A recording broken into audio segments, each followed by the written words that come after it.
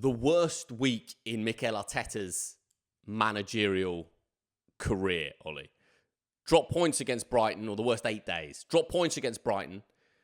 2-0 defeat at home against Newcastle in the Carabao Cup. I don't think they're turning that round at St James's Park. And then you get knocked out the FA Cup against Manchester United. And I think Mikel Arteta's had a bumpy season. But overall, he's had a really, really good 5 years in terms of the trajectory of the football club, in terms of every season they've got more points than the last last 5 Premier League seasons.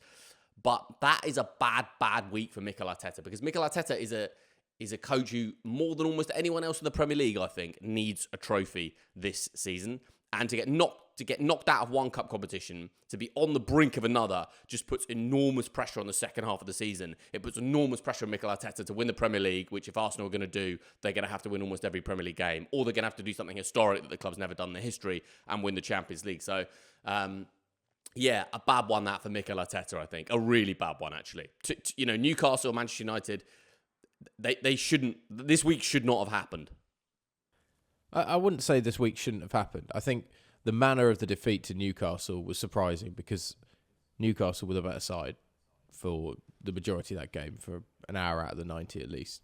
And losing 2-0 at home and getting done. I mean, but you got to say Newcastle got the best player in English football right now, in Alexander Isak, Dave. So Hello. Someone's changed their tune.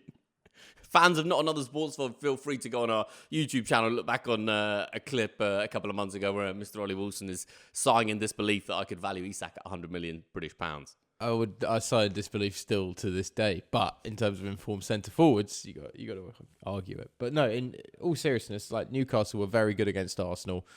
That was tough.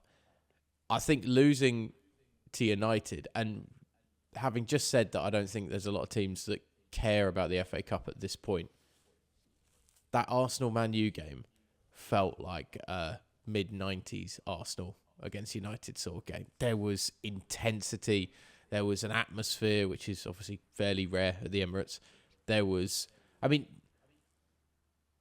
Newcastle-Arsenal this week, 80th minute. There's no chance of Arsenal rallying in that game, because the Emirates is almost empty. The number of people that had left before the end, when in a cup tie like that, even one goal is a huge difference maker. There's no atmosphere for anybody to get behind on that field. Like, the margins were so slim as well, Ollie, this week, because Martinelli hits the post against Newcastle. I think it was at 0-0, 1-0 down, can't remember. If he scores that, even if they lose the game 2-1, I'd say they're still right in the Carabao Cup, but it's just the 2-0 going to St James's is so tough. And against Man United, I mean, they had loads of chances, and they go out on a shootout. Ollie, Arsenal creates so much, and their defence is so good. This is obviously not an original thing to say, Arsenal need a striker. But my question to you would be, why has Mikel Arteta not bought a striker? And it's not all on Mikel Arteta. He's not the one conducting the transfers. And I know that Edu, the sporting director, recently left, which doesn't make it easy to get a new sporting director in and sign a striker in January. But in the summer, Ollie, and these are all good players and good signings. They signed David Raya for 30 million from Brentford, right? They signed Calafiori, who cost 42 million from Bologna, and Marino from Real Sociedad for 32 million. Now, they did need a goalkeeper, but let's take the other two. That's over, what is it, only over 70 million quid. I mean, you can go out and buy a striker for 70 million quid. And they didn't. And, we've talked about Osimhen or Tony or Isak and Watkins. I mean, there are strikers out there that if you put 70 million on the table for a football club, you will get a striker in. Is it as simple as Arsenal haven't signed a striker, or is Arteta right to stick to his guns and he wants to play with his false nine, and maybe he's kind of too good to have an old school number 9, as you've alluded to in the past?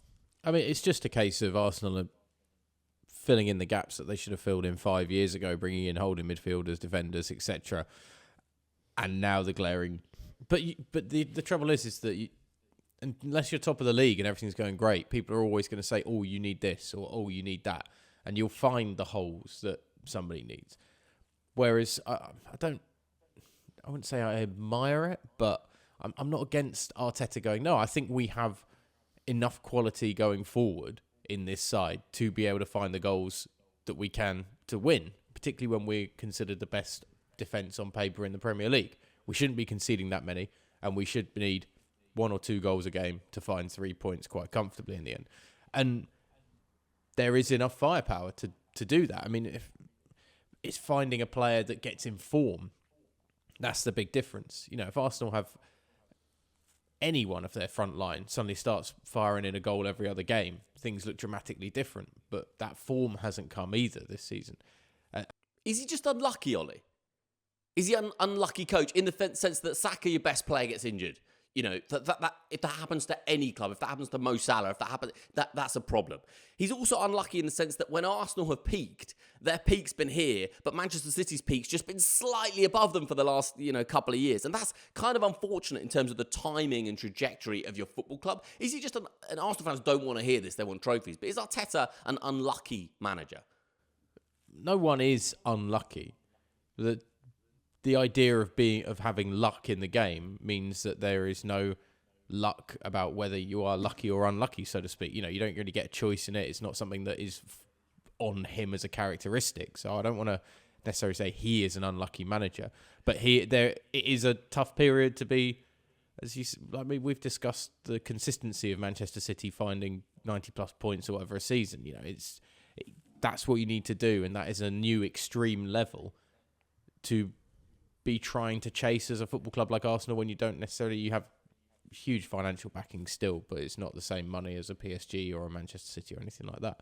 And yeah, look, as I say, another 6 goals a season somewhere for Arsenal over the last couple of years, and they're lifting a Premier League trophy. So that's just the way that football rolls sometimes, and you can't really do anything about it. I don't want to say it's luck, it's just that's sport, isn't it? Things can't go your way, and you can't buy and solve everything. And that's the great thing about sport, is that not everything can be predicted, and not every gap can be filled in without something else cropping up. So it's hard luck, but it's not unlucky Arteta.